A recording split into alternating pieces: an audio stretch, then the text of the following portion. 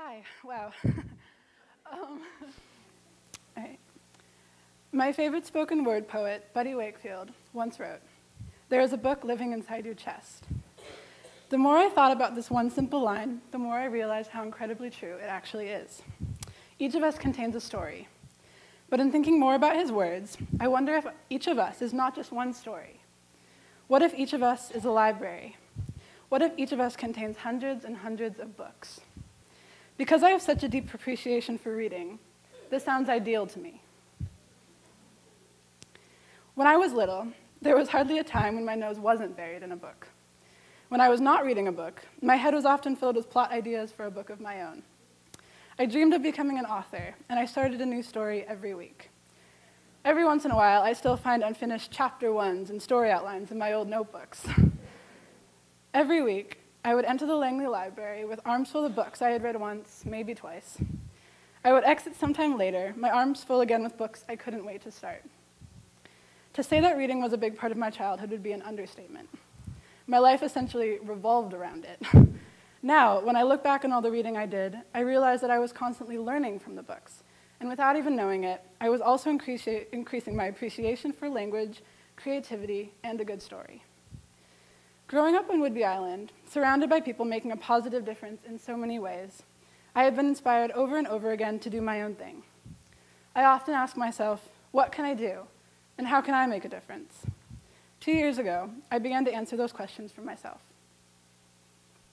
From the start, I knew that I wanted to do something involving books. I go to school in Seattle, so in researching local issues, I began to focus on the articles about budget cuts in Seattle school libraries. I started Stories for Students in 2011 to try and make up for this loss of funds. After contacting a few schools that had been identified in the news as undergoing budget cuts, I received one enthusiastic response from an elementary school. Out of deference to the school, I'm leaving it unnamed. That first year, I asked at school and at home for used books for children and delivered one box of books to a happy librarian in the school library. The second year, I delivered 2 boxes of books and $400, but I was stunned by 2 alarming realities. One, I learned that the school was receiving no funds at all to build their library. The Stories for Students donation would be their entire book budget for the whole year. And 2, when I visited the upstairs library for the first time, I was struck by the number of completely empty shelves in it. To be honest, I don't think I'd ever seen an empty shelf in a library before.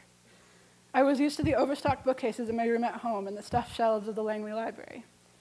When I think of a library, empty shelves are certainly not the picture I paint in my mind. Seeing these empty shelves really inspired me to work harder and to expand the reach of my project even more.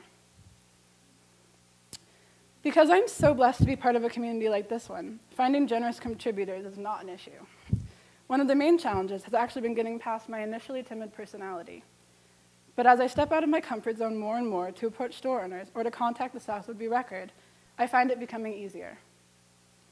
It has been so exciting to see this project transform from an idea in my head to a yearly donation of real value, making a difference in a Seattle elementary school.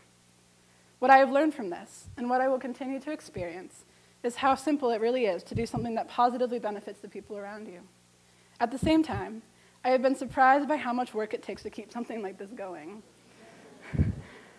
I have really had to learn how to multitask in order to deal with the sole responsibility of a project like this one.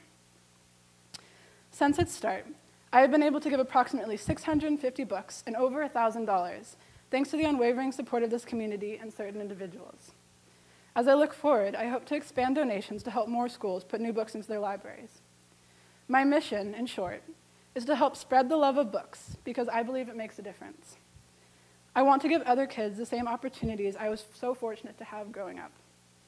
I believe that reading truly makes a difference in the way someone thinks and can help establish imagination, creativity, and a love towards writing and reading in the future.